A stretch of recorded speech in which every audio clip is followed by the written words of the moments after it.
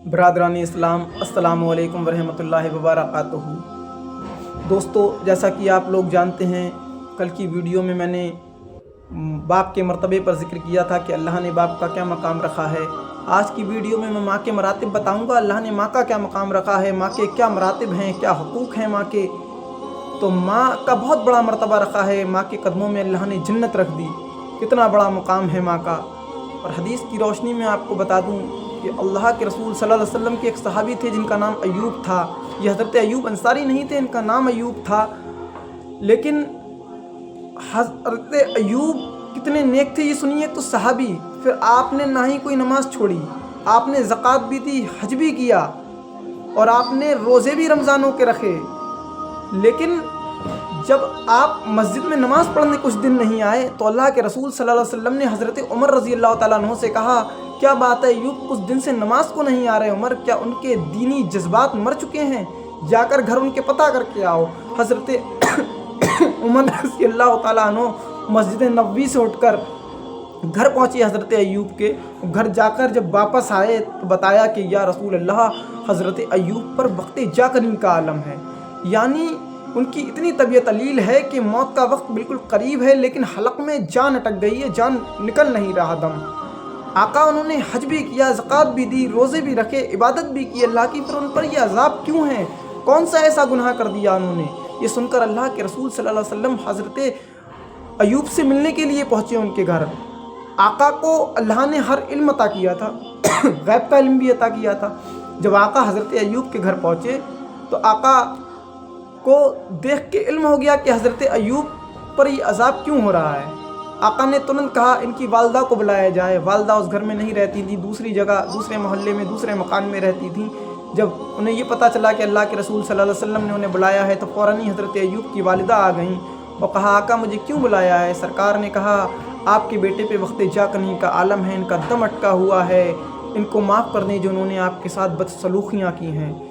تو وہ خاتون رونے لگیں اور کہا، یا رسول اللہ، میں زبان سے تو معاف کر دوں گی، جب آپ کہہ رہے ہیں تو میں آپ کا کہنا نہیں ٹالوں گی، لیکن میرا دل ایوب کو کبھی معاف نہیں کرے گا۔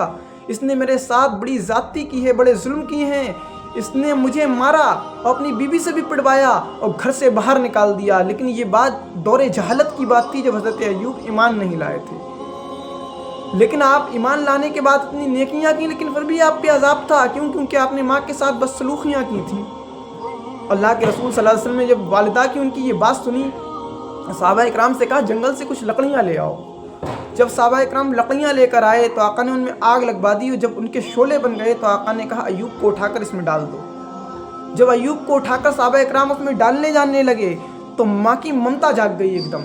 آقا صلی اللہ علیہ وسلم سے کہنے لگیں، یا رسول اللہ، میرے لال کو آپ زندہ نہ جلائیں، میں اپنے ایوب کو ایسے آگ میں جلتے ہوئے نہیں دیکھ سکتی۔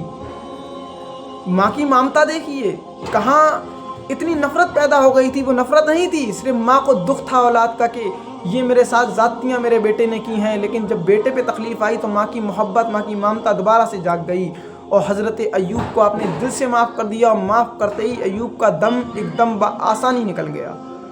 پھر حضور صلی اللہ علیہ وسلم نے انہیں دفنا دیا، نماز جنازہ بھی ہوئی۔ تو ماں کا مقام اللہ نے بہت بڑا رکھا ہے دوستو۔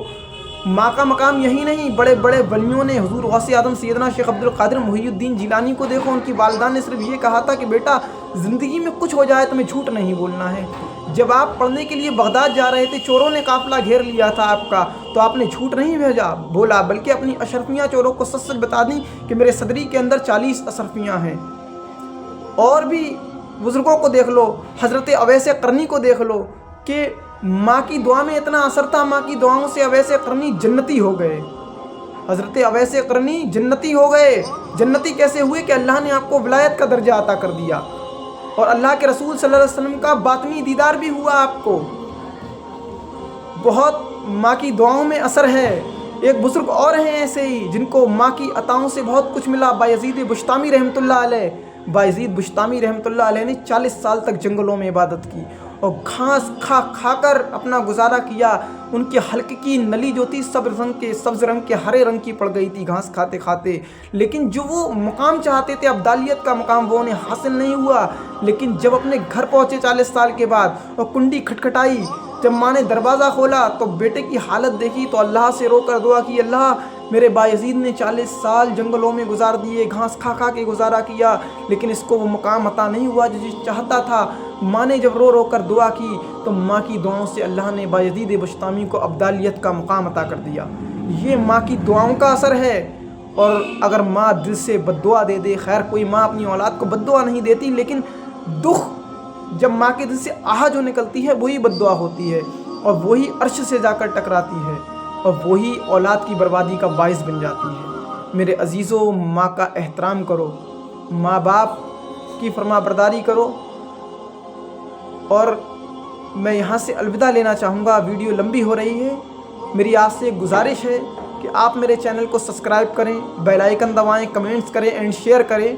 مجھے امید ہے کہ آپ لوگوں کو میری ویڈیو پسند آتی ہوگی۔ دوستو مجھے کمنٹس میں بتائیں آپ کو میری ویڈیو کیسی لگتی ہے۔ انشاءاللہ میں پھر ملوں گا آپ کو کسی اگلے ویڈیو کے ساتھ۔